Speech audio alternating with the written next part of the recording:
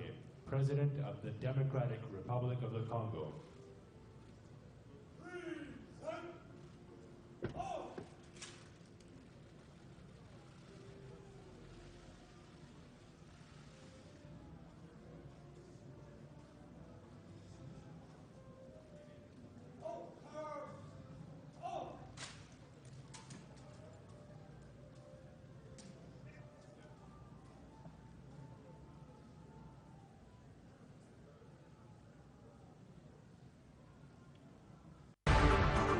Mesdames et messieurs, bonjour et merci de nous choisir pour vous informer. Démarrons ce journal par vous dire que la Commission électorale nationale indépendante a débuté avec la distribution des véhicules et autres équipements des sensibilisations pour les prochaines élections. Le convoi parti de Kinshasa s'est arrêté d'abord à Kenge, dans la province du Kwango, pour déposer 2 véhicules à Kikwit dans les Kwilu pour la même opération. Norbert Basengezi, vice-président de la CENI, est à la tête de cette mission, comme nous le confirme Jules Kaboula. C'est l'antenne de la CENI de la province du Kwango qui a été la première à recevoir officiellement son lot de matériel roulant, de véhicules Toyota de type Hilux à double cabine et du matériel imprimé pour passer le message des prochaines étapes dans le cheminement vers les élections. Pour cette mission qui va sillonner l'ensemble de la République et qui a fait le choix d'utiliser la route, c'est Norbert Basengezi, vice-président de la centrale électorale, qui a été désigné. Après un contact formel avec Larousse Kaboula, autorité provinciale, le vice-président a réuni les forces vives du Kwango dans la grande salle de l'Institut d'enseignement agricole de la ville pour leur expliquer les réalités qui entourent actuellement ce processus. L'on en retient que le fichier électoral est à mettre à jour pour prendre en compte notamment l'enrôlement des nouveaux majeurs, élaguer les décédés qui sont estimés aujourd'hui à plus de 1 600 000, gérer également les cas de doublons qui sont à plus de 400 000, ou encore passer à une autre carte d'électeur plus sécurisée, vu que celle-ci est désormais utilisée par des étrangers. C'est que votre province de Bandundu, mais je parle d'autres provinces, on avait 11 provinces. Elles sont devenues maintenant combien? 26.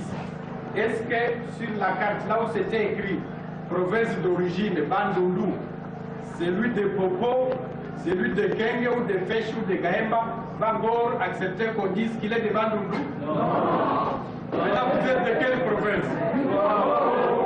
La philosophie motivante de cette action est que partir des mauvais éléments dans ces élections à venir induirait forcément un mauvais résultat. Une grande action de la nouvelle équipe dirigeante de la CENI dans le déblayement du parcours vers les élections à venir. Et pour avoir des élections apaisées, il faut dialoguer. Après le message du secrétaire général des Nations Unies et le pape François encourageant l'organisation du dialogue national en République démocratique du Congo, les réactions fusent de partout. C'est le cas de Franck Diongo, député national de l'opposition, qui s'est dit satisfait de ce message, mais insiste sur le respect de la Constitution. Puis celle de Ferdinand Kambere, membre de la majorité présidentielle, qui salue les encouragements du pape et de Ban Ki-moon. On les écoute au micro de José Lendo et Papi Boaboui. Les dialogues comme valeur, vertu des démocraties, tout le monde accepte. Le pape, les secrétaires généraux des Nations Unies, les évêques, les cardinals exigent un dialogue pour qu'il y ait des élections présidentielles en 2016. Alors, ce n'est pas un dialogue pour que M. Kabila change la Constitution, pour qu'il n'y ait pas d'élection. Moi, comme co-rédacteur de la Constitution, il n'existe pas de mécanisme pour qu'il n'y ait pas d'élection présidentielle. Même nous qui nous opposons au dialogue dans la version de M. Kabila, nous ne sommes pas liés. Donc, qu'il y ait dialogue ou pas, les Congolais exigent une seule chose, les élections. La réaction du secrétaire général Ban Ki-moon est venue avec celle du pape François. Et que hier même, on a suivi le message de vœux du leader Maximo, Etienne Tshisekedi. Tous appellent au dialogue. Je crois que c'était la prière de toute la population, le vœu de tout le monde, que par un consensus aussi avancé que par un blocus. Je crois que c'est le temps d'ouvrir les oreilles, d'écouter toutes ces grandes sagesses du monde qui sont en train de s'exprimer. Que les chefs de l'État aient pensé qu'avant tout cela, les Congolais se mettent ensemble pour dialoguer. Je crois que c'est le moment que tout le monde doit venir. La résistance, rester dans la résistance, je crois que c'est diabolique. Réunis en Assemblée générale du 12 au 24 décembre dernier, le compagnon de Mzee Laurent Désiré Kabila ont élaboré le rapport stratégique de leur vision pour la réussite du dialogue national inclusif. Hier samedi, le dit rapport a été remis au secrétaire général adjoint de la majorité présidentielle, Joseph Kokonyangi. Rita Bitotashikai. Après avoir manifesté leur soutien total au dialogue national inclusif convoqué par le chef de l'État, les compagnons de Mzee Laurent Désiré Kabila viennent de remettre ce samedi le rapport stratégique de leur vision sur le déroulement réussi du dialogue au secrétaire général adjoint de la MP, Joseph Kokonyangi. C'est le président de la commission des stratégies, Irungawan, qui a conduit la délégation. Ce rapport comprend des stratégies pour la réussite du dialogue, rapport élaboré par la commission réunie en Assemblée générale du 12 au 24 décembre 2015 à Kinshasa. Le rapport sera d'abord soumis à l'appréciation de l'autorité morale de la MP, Joseph Kabila Kabange. En croire Irungawan, l'objectif poursuivi est de pérenniser le pouvoir du... L'élaboration de ce rapport intervient quelques semaines après s'être entretenu avec le secrétaire général adjoint de la majorité présidentielle, Joseph Kokonyangi, qui multiplie des rencontres dans la recherche de l'inclusivité du dialogue politique convoqué par le chef de l'État. Vous le savez, les membres du PPRD renouvellent leur carte de membre et c'est le ministre d'État, ministre de la décentralisation, Salomon Banamouéré, qui a reçu sa carte biométrique de main du secrétaire général du parti, Henri Mova Sakani. Une façon de renouveler sa fidélité au chef de l'État, Joseph Kabila. Reportage. Le renouvellement des cartes biométriques se poursuit au Parti du Peuple pour la Reconstruction et la Démocratie. Au siège du parti, ce samedi, le ministre d'État, ministre de la Décentralisation et Affaires coutumières, Salomon Banamouéré, a obtenu sa carte biométrique de main du secrétaire général Henri Mova Sakani pour ainsi renouveler sa fidélité et sa loyauté au chef de l'État, initiateur du PPRD et au parti. Le ministre d'État livre ses impressions. Un jour, j'ai décidé d'être derrière son Excellence, Monsieur le chef de l'État, Kabila Kabange, qui est l'initiateur du parti. Comme également, je renouvelle cet engagement de pouvoir être toujours à ses pas, lui comme modèle, lui comme fait leader. Au cours de cette cérémonie, le président du conseil d'administration de l'INCS et les membres du caucus PPRD Nord Kivu, ainsi que les membres du cabinet du ministre de la décentralisation, membres du PPRD, ont eu également leur carte biométrique. Il est temps que je puisse reconfirmer ma fidélité au parti, ma fidélité au président Kabila, ma fidélité aux organes du parti. Je suis content que j'ai eu l'opportunité de le faire aujourd'hui. Le secrétaire général du PPRD, Henri Mova Sakani, a félicité le ministre d'État, Salomon Banamouéré, et Sekimonyo Wamagango, ainsi que le caucus du PPRD Nord Kivu pour avoir confirmé leur identité politique. Pour les uns et les autres, ça c'est une confirmation de votre couleur politique. C'est une confirmation que vous voulez que notre parti fonctionne comme une vraie organisation moderne, avec l'identification de ses membres. Nous saurons nous compter, on saura qui dire nous sommes à peu près, nous dirons exactement ce que nous sommes, parce qu'à chaque fois qu'il y a une carte d'équité, il y a vos coordonnées qui restent chez nous. Le tout s'est déroulé dans une ambiance de camaraderie. Le Parti de l'éveil de la conscience pour le travail et le développement ECT réaffirme son soutien à la tenue du dialogue national convoqué par le chef de l'État. Le président national de cette formation politique, Shadrach Baïchoura, l'a déclaré hier samedi au cours d'une matinée politique d'échange de vœux tenue au siège de l'ECT dans la commune de Lingwala. Bobo Mungongo nous en parle.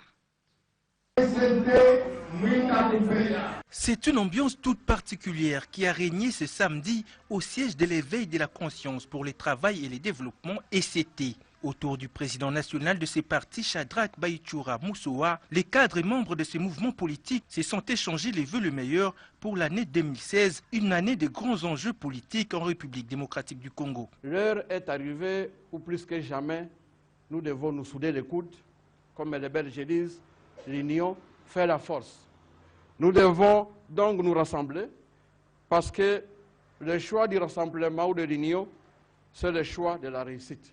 Dans son discours bilan et perspective, le président national de l'ECT, Shadrack Baïchoura, est revenu sur quelques défis et performances enregistrés en 2015, en citant notamment l'alignement des candidats ECT à l'élection provinciale dans 117 circonscriptions sur les 126 initialement prévues, la création et la mise en place de la commission stratégique chargée des élections au sein du parti.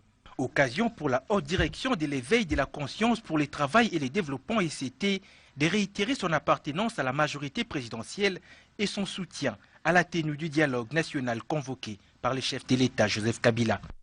L'ECT réitère son adhésion à la tenue du dialogue national parce que le dialogue national va nous aider à baliser le terrain et à appréhender certaines questions concernant les élections, de manière à ce que nous puissions organiser dans le pays des élections qui sont apaisées, des élections qui sont démocratiques, des élections sécurisées et des élections libres, de manière à ce que, lorsque nous aurons fini les élections, que nous n'ayons pas à faire face à un contentieux électoral comme on en a connu en 2006 ou même en 2011. C'est dans une ambiance festive que s'est clôturée cette rencontre d'échange de vœux à l'ECT. Dans un autre registre, noté qu'il y a possibilité pour la République démocratique du Congo de conforter la résilience de son économie en 2016. Tout passe par des réformes structurelles appropriées. C'est ce que pense le gouverneur de la Banque centrale, Deogracias Mutombo. Il a dit à l'issue de la 12e réunion du comité des politiques monétaires. Papi Boaboui. La République démocratique du Congo dispose des potentialités non utilisées qu'on peut bien mettre en œuvre pour atteindre une croissance durable. Mais cela passe par des réformes structurelles appropriées. Il faut notamment accroître les ressources de financement du pays, compter beaucoup plus sur les ressources internes, améliorer la qualité de la dépense publique, des réformes poignantes à mettre en œuvre pour appuyer et promouvoir la classe moyenne et financer les secteurs spécifiques. C'est le gouverneur de la Banque centrale du Congo, Deogracias Mutombo, qui l'a souligné à l'issue de la 12e et dernière réunion du comité de politique monétaire de l'année 2015 qu'il présidait ce vendredi. Pour moi, la première réforme à mettre en œuvre, c'est la réforme qui consiste à accroître les ressources de financement du pays. Il faut miser sur les ressources intérieures. La lutte contre la fraude fiscale. Il faut revisiter la réforme TVA parce qu'il y a des imperfections. Il faut revisiter toutes ces exonérations fiscales qu'on accorde et surtout commencer par supprimer les exonérations qui n'ont pas de base légale. Les membres du comité de politique monétaire se sont aussi réjouis de voir que les objectifs de la politique monétaire au cours de l'année 2015 ont été tous atteints. La Banque centrale du Congo a poursuivi une politique monétaire prudente et proactive en maintenant le taux d'inflation annuel en deçà de l'objectif et en s'attelant à mettre en œuvre les mesures prises dans le cadre du processus de dédollarisation de l'économie nationale pour remettre les francs congolais au centre des activités économiques et renforcer l'efficacité de la politique monétaire. Dans cette perspective, le taux directeur a été maintenu à 2% en raison de la faiblesse de l'inflation. Rendons-nous à Goma, au Nord Kivu, où on a procédé à l'installation officielle des membres du cadre permanent de concertation économique. Cet organe du ministère de l'économie a pour mission, entre autres, de formuler des résolutions et propositions à soumettre au gouvernement en vue d'améliorer les climats des affaires. Les membres de cette structure sont entrés en fonction hier samedi devant le vice-gouverneur du Nord Kivu. Le reportage est signé